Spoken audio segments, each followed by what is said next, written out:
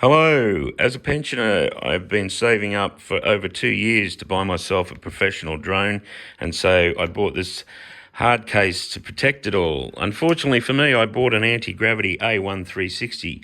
I thought the A1 360 was a professional kind of a drone, but my experience has been nothing but a toy. It doesn't have any sound. It only flies for 400 meters before it loses contact, and that's without so much as a leaf between us.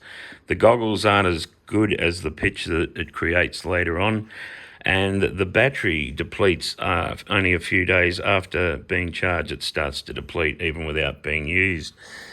And the software only works on some devices. On some devices, it just shows pink squares, so you can't do any editing of any kind.